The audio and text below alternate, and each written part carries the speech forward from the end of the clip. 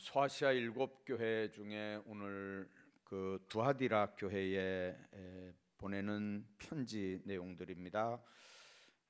두 눈이 불꽃 같고 그 발이 빛난 추석과 같은 하나님의 아들이 이르시되, 아예 분명하게 그 말씀 주신 자가 하나님의 아들이라고 분명하게 말씀합니다.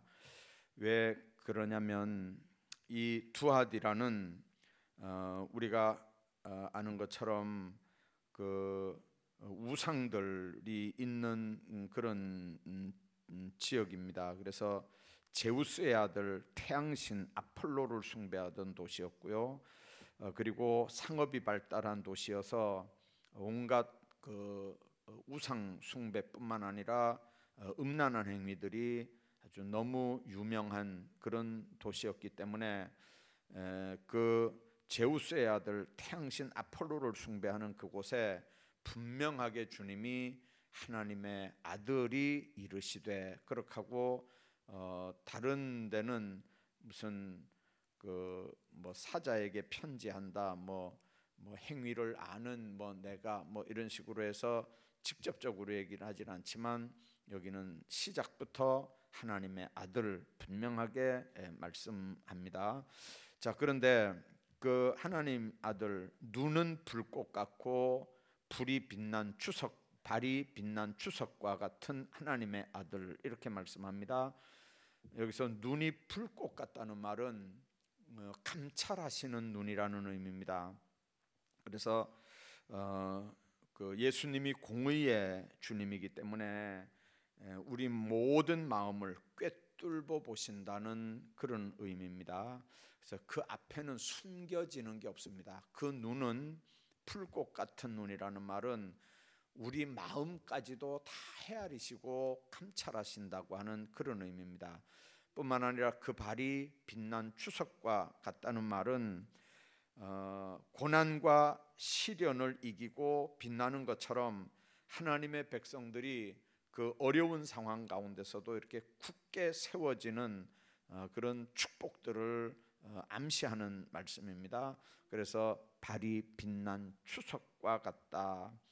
하나님의 축복은 빛난 추석처럼 이렇게 그 뭐가 묻었을 때 이렇게 닦아서 반짝반짝 이렇게 하게 하는 것처럼, 하나님의 발은 심판하는 발로 하나님 안에서 분명하게 우리 성도들이 굳게 서야 될 것을 암시하는 말씀으로 빛난 추석이라고 그렇게 말씀합니다.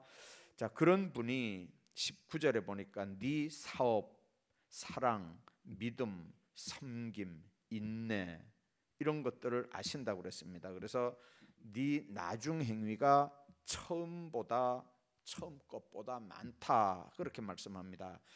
그러니까 하나님이 이제 보시고 아시는 내용이 뭐냐면 네 사업을 안다, 칭찬하는 게 6가지입니다.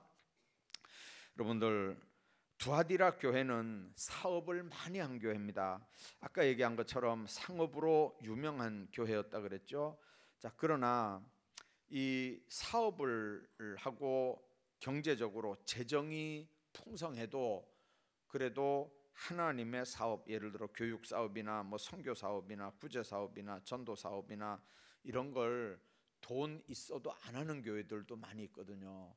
근데 이 오늘 얘기하는 두하디라 교회는 사업들을 많이 했던 교회로, 그래서 내가 네 사업을 안다, 그렇게 하나님께서 말씀을 합니다. 뿐만 아니라 뭐라고 말씀하냐면 사랑도 안다고 그렇게 말씀합니다. 여러분들, 에베소 교회 우리가 할 때 첫사랑을 버렸다 이래가지고 주님께서 이렇게 책망했던 걸 우리가 기억을 합니다. 근데 이 두하디라는 사랑이 넘치는 그런 교회였습니다. 그래서 성도들뿐만 아니라 불신자들까지도 아낌없이 사랑하는 이제 그런 교회였고요. 이제 나중에 보지만 이 교회 출신 중에 한 사람이 나중에 이 교회를 세웠다고 하는 얘기까지도 있습니다. 루디아라고 하는 사람이 바로 이 두하디라 출신이고요. 이 루디아를 통해서 이 교회가 루디아 교회가 두아디라 교회가 이제 세워진 거라고 사람들은 얘기하고, 나중에 이 바울이 들어와서 에베소 전도할 때 이 두아디라에 머물면서 하나님의 말씀을 전해서 교회를 완전하게 세웠다, 그렇게 얘기하거든요. 자, 그런 만큼 그 두아디라 교회는 사업도 많이 했고 사랑도 풍성해서 교회 안에 교인들과만 사랑이 아니고 교회 밖에 있는 사람들을 사랑하는 그런 일들까지도 이제 풍성했던 교회였고요. 그다음에 믿음을 또 아신다, 그렇게 말씀합니다. 여러분들, 교회도 그렇고 개인도 그렇고 하나님 앞에 제일 중요한 게 뭐겠습니까? 믿음입니다.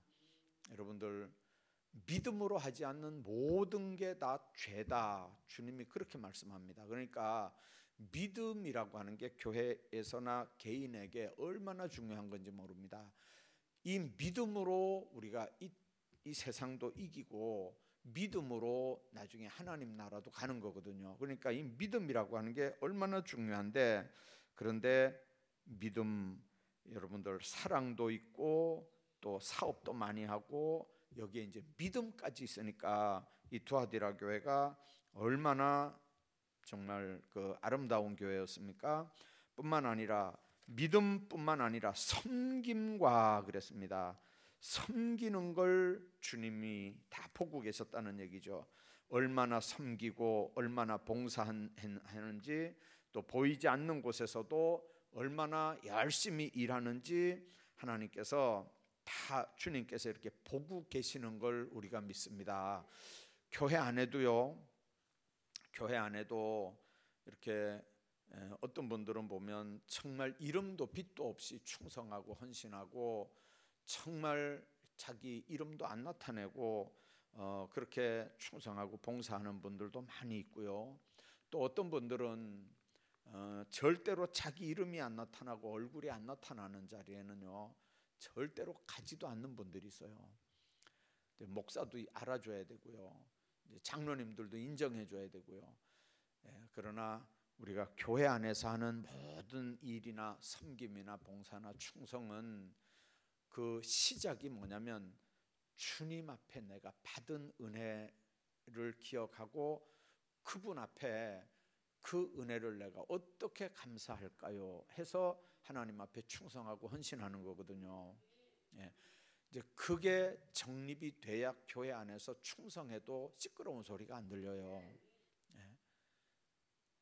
주님 안에서 여러분들, 교회 안에서 이 섬긴다고 하는 것, 봉사한다고 하는 것, 충성한다고 할 때 꼭 우리가 기억해야 되는 건 정말 이름도 빛도 없을 뿐만 아니라 이권에도 개입하지 않고 명예도 개입하지 않고 정말 하나님 앞에 온전하게 섬기기만 하면 거기 왜 시끄러운 소리들이 들리겠어요?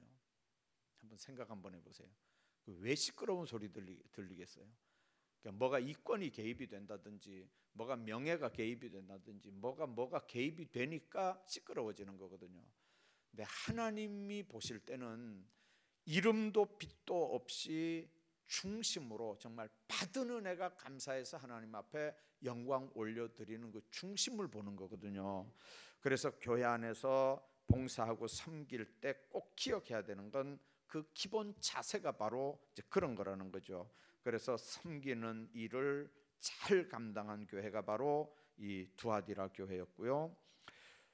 또 인내를 말씀을 합니다. 인내를 안다, 그렇게 말씀합니다. 이 두아디라 교회라고 뭐 어려운 문제, 시험이나 뭐 환난이나 뭐 이런 게 핍박이나 없었겠습니까? 초대교회 다 어려운 일들이 있었는데요. 그런데 어려운 가운데서도 고난과 역경을 이기고 잘 참고 견뎠던 교회가 바로 이 두아디라 교회입니다. 그래서 이 두아디라 교회는 참고 인내하는 교회였습니다. 우리가 그 이제 신앙생활 할 때 꼭 기억해야 되는 건 어떨 때는 그렇잖아요. 진짜 참기 어렵다, 힘들다, 근데 참기 어려운 걸 참는 게 진짜 참는 거예요. 이건 도저히 못 참겠다. 그거를 참아야 참는 거라니까요.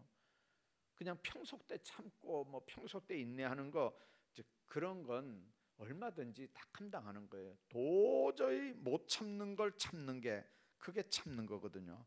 이 두아디라 교회는 바로 이제 그런 인내를 가졌던 교회고요.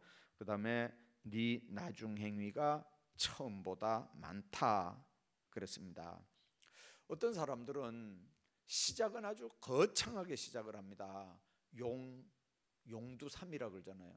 시작은 용 머리처럼 시작해가지고 끝은 뱀 꼬리처럼. 근데 예수 믿는 사람들은 용두삼이가 아니고요, 나팔통처럼 시작해요. 시작할 때는 조금 이렇게 시작하는데 나중에는 이렇게 나팔통처럼 크게 이렇게. 그게 예수 믿는 사람들의 삶의 모습입니다. 시작은 미약하지만 나중에는 창대하게 되는 게 하나님의 자녀들이 받는 복인 줄로 믿습니다.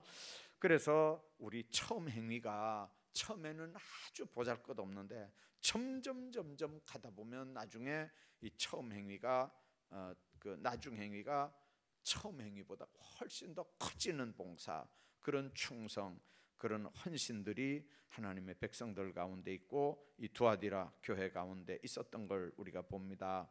자, 그래서 이렇게 6가지나 칭찬을 받았는데 20절에 보니까 그러나 네게 책망할 일이 있노라. 6가지 칭찬을 받았던 교회도 20절에 네게 책망할 일이 있다. 뭐냐면 자칭 선지자라 하는, 자칭 선지자입니다. 지 혼자 자기가 그냥 자기가 자기를 난 선지자다 이렇게 한단 말이죠. 근데 이런 여자가 있는데 이세벨. 여러분들, 이세벨은 아합 시대의 아합 아내입니다. 엣발의 딸이거든요.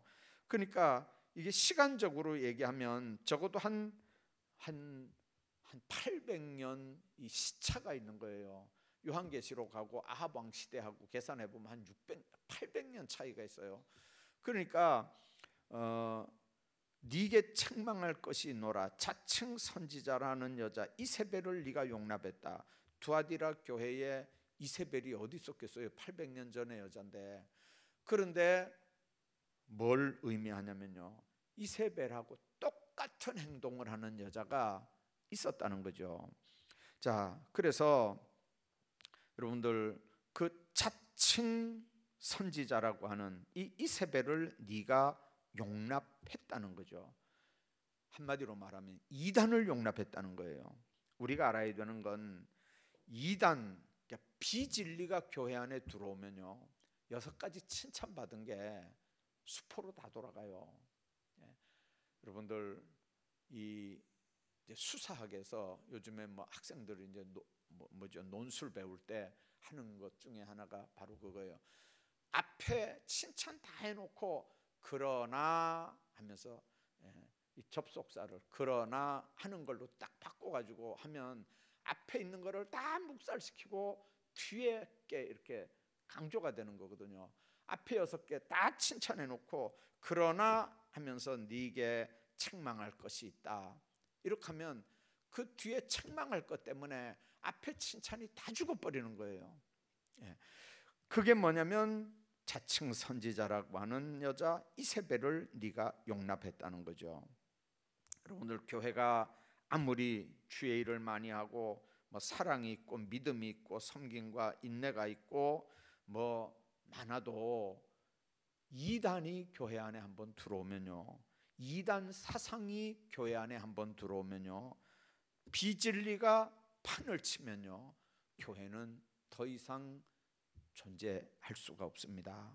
그래서 여러분들 그 우리 게시판에 지금 들어오는 게시판 2군데에 이렇게 붙여놨고 이 지하에도 하나 갖다 붙여놨어요.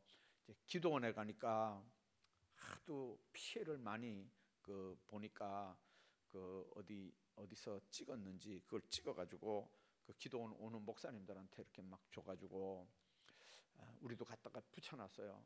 근데 제가 이제 붙일 때까지는 그걸 안 읽어봤어요. 붙여놓고 이제 이게 이렇게 가르치는 데는 뭐 어디입니다. 이래가지고 이제 가서 이렇게 보니까요, 일반 교인들이 넘어갈 만해요. 왜 그러냐면요, 너무 비슷하게 가르치는 거예요. 너무 비슷하게. 그러니까 그 통일교처럼 1단계, 2단계, 3단계, 4단계가 이렇게 있으면 1단계, 2단계는 우리하고 거의 똑같이 가르친대요. 근데 3단계, 4단계쯤 가야 뭐 피가름 교리도 가르치고 이제 핵심 교리를 이렇게 그 통일교는 가르치거든요. 근데 신천지도 그렇고 구원파도 그렇고 1단계쯤에는 우리하고 똑같이 거의 가르쳐요. 뿐만 아니라 우리보다 사랑이 더 많아요. 얼마나 잘해주니까 기성교회 가면 뭐 설교도 좀 어렵고 교인들도 와도 뭐 아는 체도 안 하고 뭐 그런데 거기 가니까 너무 이렇게 잘해주고 막 이렇게 하니까 대부분 그렇게 하는 것 때문에 쏙 빠지는 거예요. 너무 인간적으로 잘해줘서 쏙 빠져요. 그렇게 하면서 성경 공부 이렇게 좀 해보니까 그냥 듣던 얘기들이거든요. 뭐 특별한 게 없어요. 1단계는요. 근데 이제 2단계 들어가면 비유풀이부터 시작해가지고 살살살살 이상하게 가르치는데 그때는 못 빠져나와요. 이미 너무 정도 들고 엮이고 이래가지고 그때부터는 벌써 이제 못 빠져나오는 상황이 되는 거예요. 그다음에 이제 3단계, 4단계쯤 들어가면요, 전 재산을 다 갖다 집어넣고, 얼마 전에 그런 일이 있었어요. 어느 대학교인지 모르겠는데 의대 본과, 예과 거쳐서 이제 본과 하잖아요. 이제 1년만 더 공부하면 의사 국가고시 칠 수 있는 사람인데요, 이 신천지에 빠져가지고 학교를 그만두는 거예요. 또 어느 대학인지 모르겠는데 이거는 부산 쪽에 어느 대학인 것 같아요. 약대 4학년인데 그러니까 4학년 1학기 들어와가지고 학교를 그만두고 그 안에 들어가는 거예요. 부모가 얼마나 답답하겠어요. 부모가 얼마나 답답해. 그 나중에 이렇게 이야기하는 거 들어보니까요, 목사님 자녀들도 그렇게 많대 그 안에요. 목사님 자녀들도 많고 장로님 자녀들도 많고 뭐 목사님 자녀들이 많은데 뭐 장로님 자녀들은 없겠어요.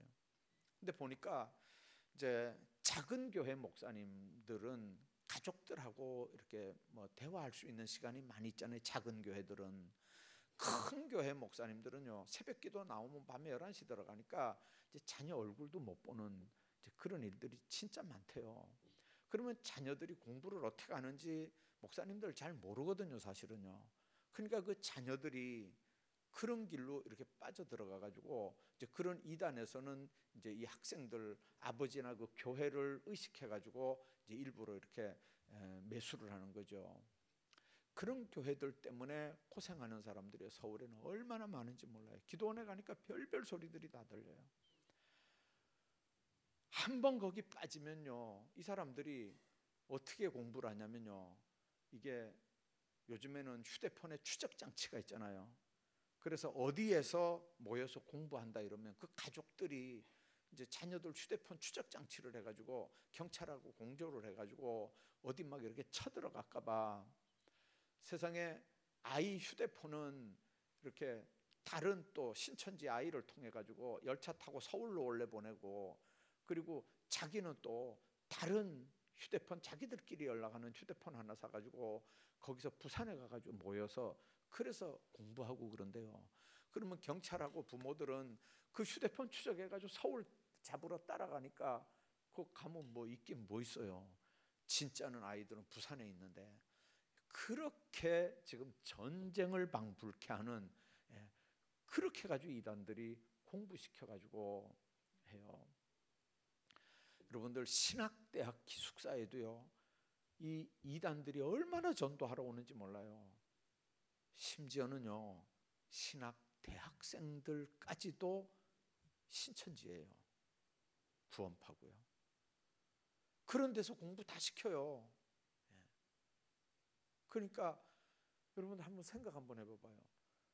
이게 얼마나 무서운 얘기인지 아세요? 그래서 이제 교회가 개척교회 같은 데는 이렇게 어떤 사람이 이제 이렇게 새신자가 이렇게 들어와가지고 막 헌금 한 3년, 한 5년 막 헌금, 개척교회 들어와가지고 헌금 많이 해봐요. 그러면 사람들이 와, 저 사람 헌금 많이 하니까 장로 시켜야 된다 이러잖아요.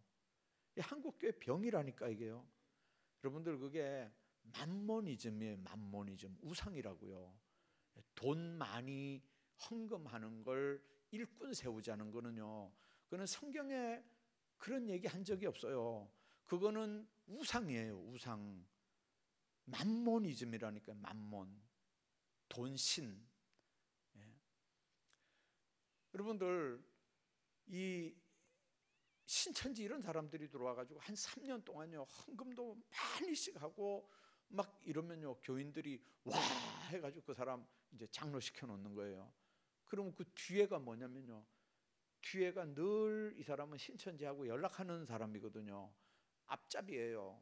그런 사람이 몇 사람이 이렇게 이제 교회 안에 들어와서 포섭을 해가지고 벌써 그 사람이 장로가 됐다는 말은 여러 명이 그 사람하고 교통했으니까 찍어줬다는 얘기잖아요. 순식간에 교회가 뒤집어져요. 예. 도시교회는요 그런 교회 많아요. 지금요 대구도 동북교회인가요? 합동측 교회 하나 한 3천 명 모인다 그러던데요. 얼마나 힘드는지 몰라요 거기가 지금. 예.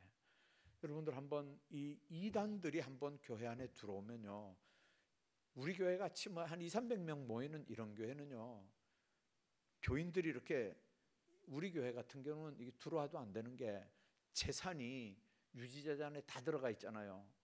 이거는 못 빼내요. 예. 이거는 교인들이, 신천지가 이 안에 들어와도 교인들이 이걸 빼내가지 못해요. 사람들은 이게 해가지고 이렇게 끌고 나갈지 몰라도 이 재산은 못 가져가요. 이거는요 유지재단에 들어있기 때문에. 지자교회 이름으로 되어 있는 게 아니고 이게 노회 유지재단으로 이름이 되어 있기 때문에 이런 교회는 잘 안 들어와요. 역사 이렇게 오래된 데는 잘 안 들어와요. 어떤 교회를 들어가냐면 이 개척교회들 이런 데 들어와 가지고 이렇게 하는데, 아무튼 이단이 들어오는 거예요. 자, 이 이단 이세벨이 들어와 가지고 뭘 얘기하냐면, 첫째는 음행을 얘기하고 둘째는 우상 제물을 먹게 하는 거예요. 그래서 그가 내 종들을 가르쳐 꿰어 행음하게 하고, 두 번째는 우상의 제물을 먹게 하고. 여러분들 이제 우리가 이 바울 서신을 잘 읽으셔야 돼요. 이 오해하면 안 되는 게요, 이제 그 고린도 교회의 그 고린도 시에 이제 그 신전이 하나 있었다 그랬잖아요. 그 신전에 드려진 우상, 그러니까 제사 드린 음식들이 그게 이제 시장으로 와가지고 시장에서 이게 이제 고기가 시장에서 매매가 된 거예요. 그러니까 사는 사람 입장에서는 그걸 물어보고 사겠습니까? 못 물어보잖아요. 그냥 그래서 바울이 묻지 말고 그냥 사 먹으라는 거예요. 사 먹으라는 거. 그거 하나님께서 주신 건데 다, 그러나 그게 우상의 제물이라고 누가 얘기했다면 그 알게 한 사람 양심을 위해서 절대 사 먹지 말라는 거거든요. 그러니까 그 부분을, 성경을 잘못 이해하면요 우상 제물 먹어도 되는 것처럼 그렇게 우리가 들을 수 있어요. 그러나 여기 말고도 이제 다른 뒤에 이제 요한계시록 보면 우상 제물 먹다가 둘째 사망에 들어가는 그런 일들을 구체적으로 설명하거든요. 그래서 우상 제물 먹게 하는 게 누가 하는 일이냐? 이세벨이 하는 거예요. 또 내 종들을 가르쳐 꿰어 행음하게 하는 거, 이것도 이세벨이 하는 거예요. 자, 그래서 이세벨은 아마 뛰어난 미모에다가 선지자라고 불렸으니까 예언까지 했던 것 같고요. 그래서 어떻게 유혹을 했냐면 꿰어서 행음하게 했고 우상제물을 먹게 했다는 거죠. 이제 우리가 교회 안에서 아무에게 가서 배우고 뭐 기도받고 가르침 받는 거 진짜 조심해야 되거든요. 어디서 성경 공부한다고 하면요 일단은 물음표를 하나 이렇게 딱 찍고 잘 한번 보셔야 돼요. 왜 그러냐면 목사들도 어떨 때는요, 이렇게 보면 분별이 잘 안 가는 때가 있어요. 목사도 분별이 잘 안 되는데 여러분들이 어떻게 그게 2단인지 3단인지 알겠어요? 그러니까 어지간하면 성경 공부한다는 데는 안 찾아다니는 게 좋아요.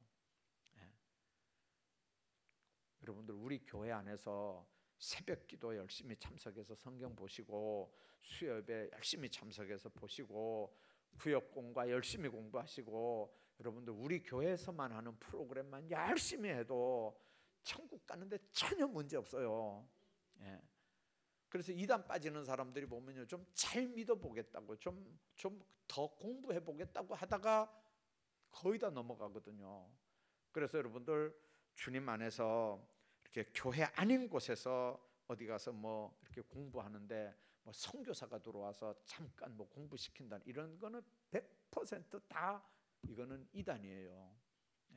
선교사가 뭘 할 게 없어가지고 들어와가지고 지금 성경 공부시킬 시간이 어디 있어요, 선교사가요. 선교사는 들어올 때도 선교부에 허락 맡아 들어와야 되고, 그 기간 끝나면 바로 선교지로 가야 돼요. 그런데 그 선교사가 와가지고 성경 공부 가르칠 시간이 없다니까요. 근데 거기 다니면서 성경 공부한다는 건 이건 100% 이단들이에요. 잘 들으셔야 돼요. 자, 그래서 뭐 어디 가면 또 뭐 기도 받는다, 예언 기도 받는다.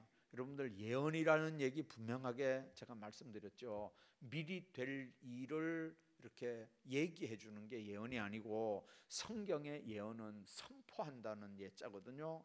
그래서 하나님의 말씀을 선포하는 게 예언의 은사예요. 근데 우리는 앞으로 무슨 일이 있을까 그거 궁금하니까 무당한테 가는, 점쟁이한테 가는 것처럼 예언 은사 받은 사람들한테 그것도 가정 재단 쌓고 무슨 재단 쌓는데 이렇게 봉투 들고 찾아다니잖아요. 다 예수 무당이라고요. 그게요, 예수 점쟁이라고요. 오늘 아침에 우리 새벽 기도할 때 그 얘기했죠. 하나님 앞에 말씀 똑바로 안전하는 선지자들이 바로 어떤 선지자들이냐면요, 바로 우상 숭배하고 우상 앞잡이들 같은 그런 선지자들이에요. 그래서 여러분들 분명하게 기억해야 되는 건 이 아무데나 가서 배우고 기도받고 가르침 받는 거 이거 조심해야 되고요. 행음도 두 가지로 얘기합니다. 하나는 육체적인 음행이에요, 간음이에요. 우상의 제물을 먹게 한다, 이게 우상 숭배, 영적인 음행이에요. 그래서 이 두 가지를 다 지금 얘기하는 거예요. 육체적인 간음, 두 번째는 영적인 간음. 그래서 신앙은 하나님만 사랑하고 따라가야 되는데, 하나님 외에 다른 걸 믿고 따라가면 그게 우상이고 그게 영적인 간음이라고 하는 게 이제 성경의 가르침입니다. 그래서 주님이 우리에게 뭐라고 말씀하냐면, 이세벨을 네가 용납함이니 그가 내 종들을 가르쳐 꾀어 행음하게 하고 우상의 제물을 먹게 하는도다. 또 내가 그에게 회개할 기회를 주었으되 자기의 음행을 회개하고자 아니하는도다. 그래서 여러분들 음행뿐만 아니고 하나님은 모든 죄에 대해서요, 이렇게 회개할 수 있는 기회를 반드시 주십니다. 반드시 주십니다. 그래서 이 회개할 수 있는 기회라고 하는 게 뭐냐면, 회개는 성령의 역사거든요. 성령이 역사해야 그게 죄인 줄 인정이 되는 거예요. 성령 안 받은 사람은요, 뭐 내가 어떤데, 뭐 내가 뭐 어때서 이렇게 하거든요. 왜 그러냐면 성령께서 그걸 죄라고 깨닫지 못하게 하면 죄를 져도 죄인 줄 몰라요. 이게 시간이 더 지나가면 양심이 화인 맞으면 꼭 문둥병자 같이 된다니까요. 나중에 이게 입이 틀어지고 막 살점이 떨어져 나가는데도 감각이 없어지는 거예요. 그 병이 그래서 그렇게 무서운 거잖아요. 주님 안에서 양심의 화인을 맞으면 이게 이제 이렇게 돼가는 거거든요. 그래서 하나님은 회개할 수 있는 기회를 반드시 주셔요. 나라도 마찬가지고 개인도 마찬가지고요. 그래서 회개할 수 있는 기회를 줬는데도 불구하고 음행을 회개하고자 안 하면 22절에 내가 그를 침상에 던질 터이요, 그렇게 말씀합니다. 여러분들 신앙생활 하는 사람들이 분명하게 기억해야 되는 게 바로 그겁니다. 회개할 기회를 줬는데도 그 기회를 쳐버림으로 망한 사람들을 여러분들 한번 보십시오. 바로 그 애굽의 바로 왕이 그랬고요, 또 사무엘 때 엘리 제사장, 그리고 아들 홈리와 비느하스가 그랬고요, 유대 므낫세 왕이 그랬고요, 마지막 왕이었던 시드기야가 그랬습니다. 망해가는 나라를 보면서도 이 므낫세 왕, 하나님의 성전에 우상 끌어들인 죄를 전혀 회개하지 않습니다. 이야기하는 예레미야나 에스겔 같은 사람들을 잡아서 감옥에 갖다 집어넣습니다. 끝내 회개하지 않으니까 결국은 나중에 자신들 자녀들이 죽는 모습을 보게 하고, 그리고 그걸 봤다고 두 눈을 빼고 이렇게 굴비 엮이는 것처럼 엮여서 이렇게 바벨론으로 끌려갔던 걸 우리가 봅니다. 다니엘 5장에 보면 벨사살 왕도 회개할 기회를 놓치고 스스로 높이고 교만하다가 하나님을 거역하다가 그래서 멸망당한 얘기가 나오고요, 마태복음 19장에 보면 부자 청년 얘기가 나오는데 그 사람도 회개하지 않고 재산 때문에, 재물 때문에 회개하지 않고 근심하면서 돌아갔다, 집에 돌아갔다, 그렇게 말씀하는 걸 우리가 봅니다. 회개할 기회를 주셨는데도 불구하고 회개하지 못한 사람들, 여러분들 그거는 특별한 사람만 그러는 게 아니고요, 우리 모두가 다 그렇습니다. 왜 그러냐면 회개할 수 있는 기회를 잡아야 되는데, 이걸 잡아야 되는 이유가 뭐냐면 언제 내가 하나님의 부름을 받을지 몰라서 그렇습니다. 그렇잖아요. 여러분들 우리가 앞으로 20년 뒤에 죽는다는 보장이 어디 있습니까? 그렇잖아요. 10년 뒤에 죽는다는 보장이 없잖아요. 언제 주님의 부름을 받고 죽을지 알 수 없기 때문에 그렇단 말이죠. 그래서 정말 성령께서 우리를 깨닫게 할 때 그때 그 자리에서 회개하고 잘못했다 그러고 용서를 구하고 하는 그런 삶을 우리가 살아야 됩니다. 자, 그런데 회개하지 않으면 어떻게 하느냐? 큰 환난 가운데 던지고 또 내가 사망으로 그 자녀들을 죽이겠다 그랬습니다. 이제 우리 한글 성경에는 그의 자녀 이렇게 얘기하는데 영어 성경만 해도요, 그의 자녀가 아니고 그녀의 자녀입니다. 히가 아니고 허로 돼 있거든요. 그래서 그녀, 어떤 여자냐면 이세벨의 자녀입니다. 그러면 이세벨의 자녀라고 할 때 이세벨이 낳은 자녀라는 말이 아니고 이세벨을 추종한 사람들이다, 그런 의미입니다. 이세벨의 뒤를 따라간 사람들. 그래서 하나님은 분명하게 약속합니다. 그런 사람들을, 그 자녀들을 죽인다는 거죠. 그래서 모든 교회가 나는 사람의 뜻과 마음을 살피는 자인 줄 알지라. 하나님은, 예수님은 어떤 예수님이냐면 나는 사람의 뜻, 사람의 마음을 살피는 분이다. 여러분들 인간과 인간 사이에는요, 예를 들어 내가 요 뜻을 가지고 있어도 말은 이렇게 할 수 있잖아요. 그럴 수 있죠. 속뜻은 요런데 요 뜻은 싹 숨기고 말은 아주 참기름 발라놓은 것처럼 이렇게 할 수 있습니다. 아주 사악하죠. 아주 간사합니다. 이거는 천형적인 마귀의 본성이에요. 그런데 여러분들 그걸 누가 보시냐면 주님이 보신다는 거예요. 주님이 그걸 안다는 거예요. 그래서 하나님은 사람의 뜻, 마음을 살피는 자인 줄로 모든 교회가 알도록 하겠다는 거예요. 그래서 내가 너희 각 사람의 행위대로 갚아주겠다는 겁니다. 이게 하나님의 경고의 말씀입니다. 주님은 행위대로 심판하시는 하나님인 걸 우리가 믿습니다. 이제 그 뒤에 보면 주님께서 그렇게 말씀합니다. 그 하나님 나라에는요, 생명, 그러니까 이름이 기록된 생명책이 있습니다. 생명, 구원받은 하나님의 자녀들이 이름이 기록되어 있는 생명책도 있고요, 그 다음에 행위를 기록한 또 책도 있다 그랬어요. 그러니까 저는 처음에 그걸 고등학교 다닐 때는 그걸 읽으면서 무슨 생각을 했냐면요, 야, 정말 얼마나 이렇게 두꺼운 책이 있어야 우리 교인들, 고등학교 1학년, 중학교 3학년인가 이제 그쯤 됐으니까 얼마나 책이 두꺼워야 우리 교인들 행동을 다 거기다 기록했겠나, 난 그렇게 생각했어요. 근데 요즘에 인터넷 한번 봐봐요. 인터넷.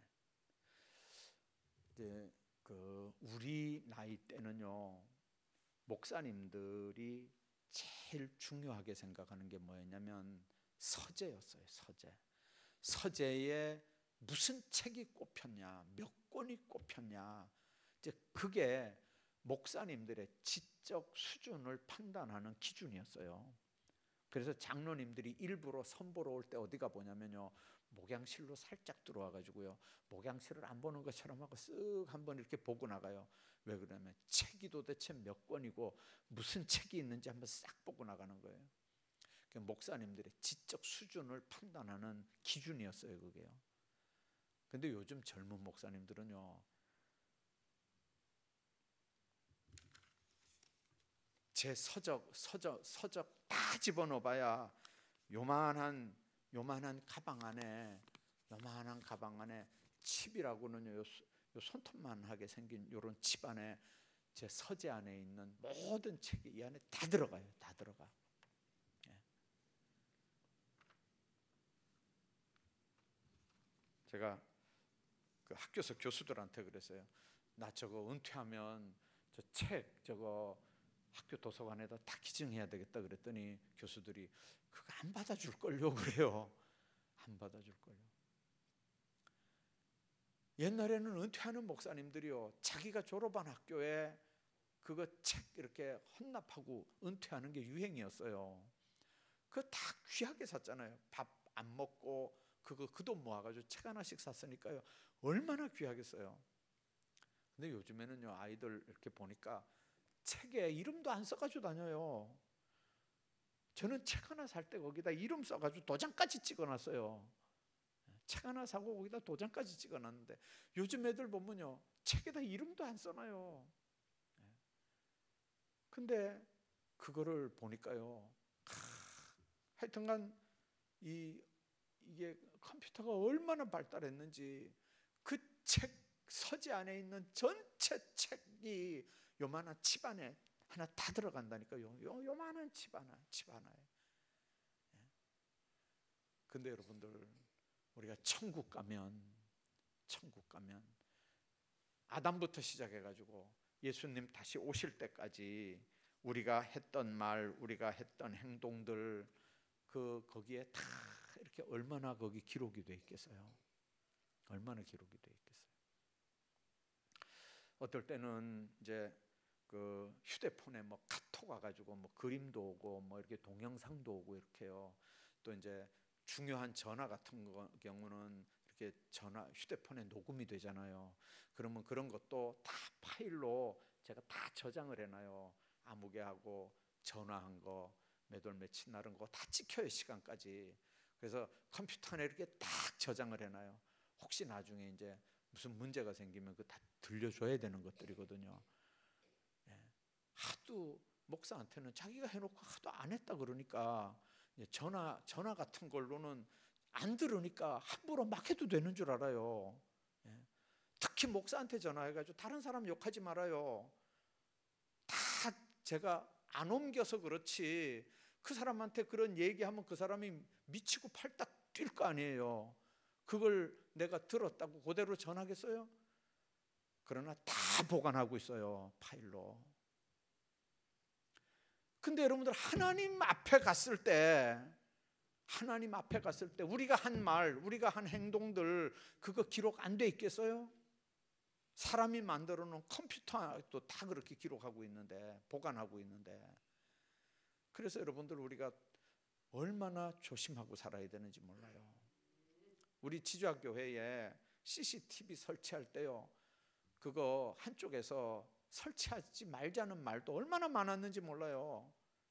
그거 설치할 할 때 교회가 무슨 교회 안에서 CCTV 설치하냐고.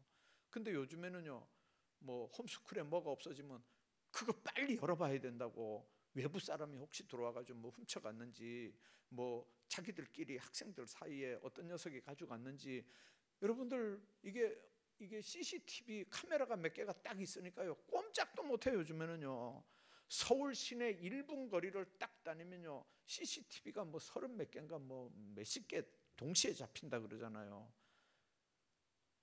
옛날에는 여기 감천저 쪽으로 양파가요, 그 들에 그냥 이렇게 쌓아놓잖아요. 한동안은 그 양파 도둑놈 때문에 애먹었다니까요. 근데 요즘에는 안 지켜요. 안 지켜. 안 지켜도 안 없어져요. 이제는요. 왜 안 없어지는지 아세요? 동네 들어오는 골목마다 다 요즘에는요, 길가 위에 다 CCTV가 다 있어요. 들어가는 차 나가는 차 다 검사해요. 다 찍혀 있어요. 그러니까 지키는 사람 없어도 와가지고 한 차 싣고 나가면요, 몇 시에 그 차가 들어와가지고 한 차 싣고 몇 시에 어디로 나가는 거 다 따라잡아요. 여러분들 전국 도로망에서 안 걸리는 게 없어요. 어디 도망가게는요. 사람이 만들어 놓은 CCTV도 그런데 하나님이 보실 때 우리 행위, 그래서 회개하는 게 최고예요. 회개하는 게 그거를 해결을 해야 되잖아요. 지워야 되는데 이게 지워야 나중에 하나님 앞에 가서 이게 문제가 안 되잖아요. 이 지우는 방법은 회개하는 방법밖에 없어요. 예.